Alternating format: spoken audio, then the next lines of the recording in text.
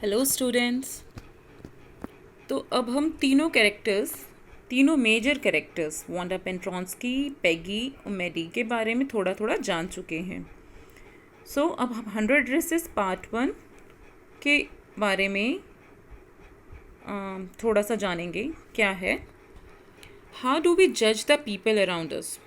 Bye their money, wealth and possessions, or is there something of more enduring value to look for in a person? So actually, uh, in a narrow scenario or in a narrow mindedness, we generally judge people by their money, wealth and possessions. But actually, there are more valuable things in a person, like his talent, his values, his intelligence and many more, for which we should look for. So, this story is a sensitive account of how a poor girl is judged by her classmates. ये story भी एक sensitively cover करती है कि कैसे एक poor छोटी सी बच्ची को उसके क्लासमेट्स उससे जज करते हैं. Wanda Petronski is a young Polish girl who goes to school with other American children in an American town. So American town में बाकी के सारे स्टूडेंट्स जो हैं अमेरिकन हैं. वहाँ पे ये पॉलिश गर्ल यानी जो पोलैंड से बिलोंग करती है वांडा पेंट्रॉन्स्की, और क्योंकि वो पुअर भी है उसे कैसे उसके क्लासमेट्स जज करते हैं और कैसे उसको डिफरेंटली जो है बच्चे का जो एक आउटलुक है बच्चों का उसकी तरफ डिफरेंट है और कैसे फिर वो उसे ट्रबल करते हैं.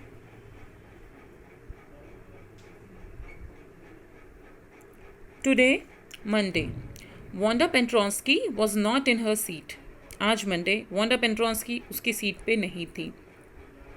But nobody, not even Peggy and Madeline, the girls who started all the fun, noticed her absence. पर किसी ने भी, इवन जो पैगी और मैडलिन है उन्होंने भी वांडा की एब्सेंस को नोटिस नहीं किया, जिन्होंने ये जो सारा फ़न यानी उसे टीज़ करने का जो फ़न है वो स्टार्ट किया था. Usually Wanda sat in the seat next to the last seat in the last row in room 13. So last seat last row room 13 में वांडा बैठती थी. She sat in the corner of the room where the rough boys who did not make good marks sat. तो वो room के उस corner में बैठती थी जहाँ पे वो शैतान बॉयज़ जो अच्छे मार्क्स नहीं लाते थे वो बैठते थे.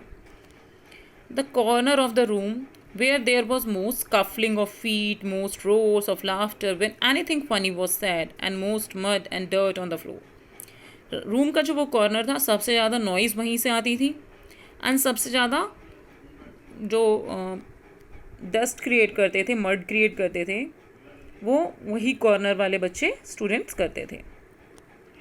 Wanda did not sit there because she was rough and noisy. Wanda वहाँ इसलिए नहीं बैठती थी क्योंकि वो जो थी वो शैतान थी, शोर मचाती थी. On the contrary she was very quiet and rarely said anything at all. वो बहुत ही शांत रहती थी और शायद ही कभी कुछ कहती थी. And nobody had ever heard her laugh out loud. और कभी किसी ने उसे ज़ोर से हंसते हुए तो सुना ही नहीं था. Sometimes she twisted her mouth into a crooked sort of smile, but that was all. बस कभी कभी अपना फेस जो है वो एक फेक स्माइल क्रिएट करती थी, मतलब बस इतना ही था. Nobody knew exactly why Wanda sat in that seat, unless it was because she came all the way from Bogginside and her feet were usually caked with dry mud. कोई भी नहीं जानता था कि वांडा जो उस सीट पे exactly क्यों बैठती है. वो बॉगिन्साइड से आती थी और उसके जो फीट थे वो ड्राई मड से पूरी तरह से कवर हो जाते थे. But no one really thought much about Wanda Petronski once she sat in the corner of the room. पर वो जब क्लास में आके उस लास्ट रो में जाके कॉर्नर में जाके बैठ जाती थी तो कोई भी उसके बारे में नहीं सोचता था.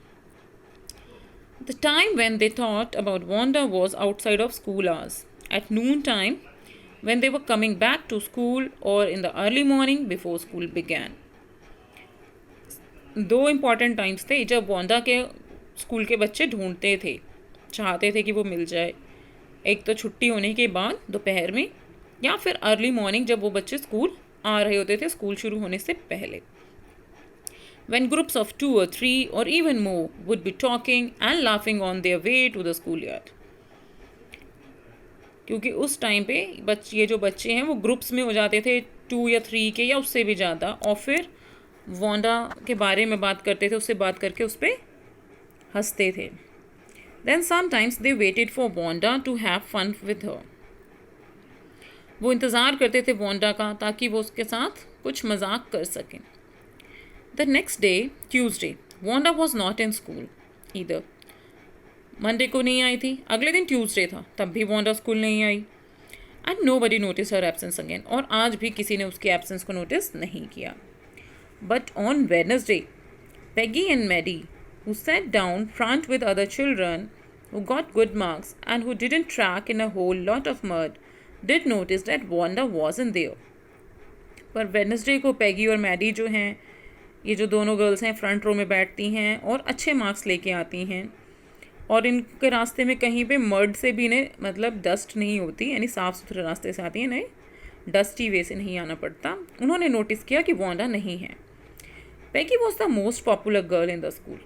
She was pretty, she had many pretty clothes and her hair was curly. Peggy जो थी बहुत पॉपुलर गर्ल थी स्कूल में, बहुत सुंदर थी, उसके बाद बहुत सुंदर सुंदर कपड़े थे और उसके हेयर भी कर्ली थे.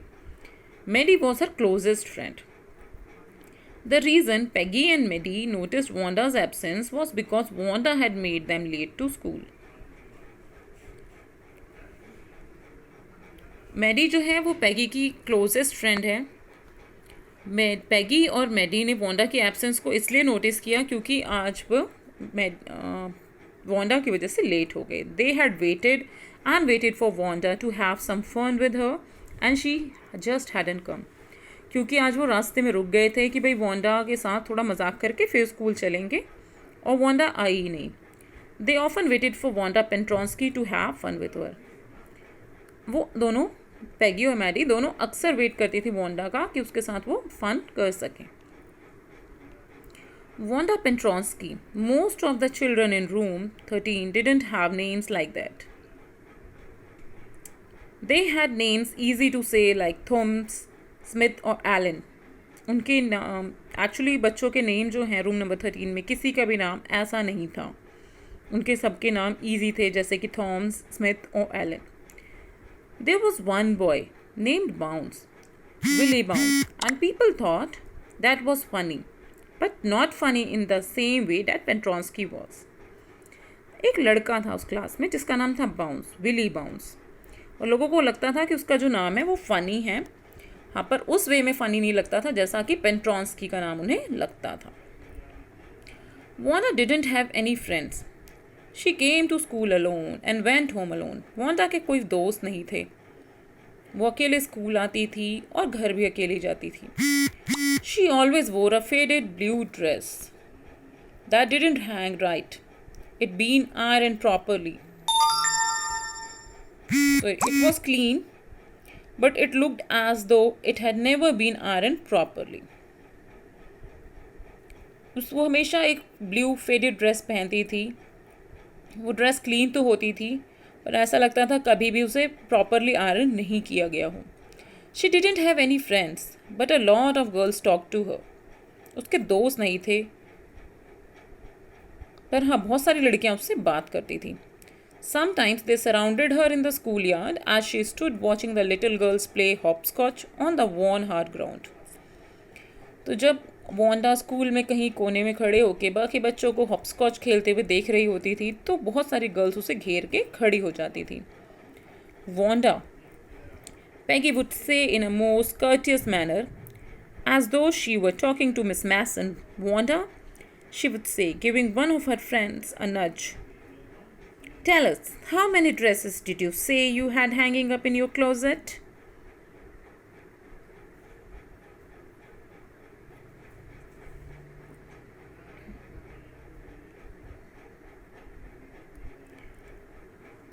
पैगी जो है वांडा से उस वे में, इतने कर्टियस वे में बोलती थी जैसे कि वो मिस मैसन यानी उनकी टीचर से बात कर रही हो. पैगी जो है प्रिटेंशियस होके अपने किसी एक फ्रेंड को नच करते हुए, यानी हल्का सा पुश करते हुए कहती थी वो उसको, मतलब वांडा बना के, वांडा हमें बताओ कि तुम्हारे क्लोजेट में कितनी ड्रेसेस हैं? 100, Wanda would say. Wanda हमेशा कहती 100 dresses she had. 100? exclaimed all the little girls incredulously, and little ones would stop playing hopscotch and listen. और फिर पेगी जो है वो उतना एक्सक्लेम्ड वे में, मतलब हैरानी के साथ ऐसे बोलती थी 100, और उतने ज़ोर से कि जो बच्चे हॉपस्कॉच खेल रहे होते थे वो रुक जाते थे और सुनने लगते थे. Yeah, 100 all lined up, said Wanda.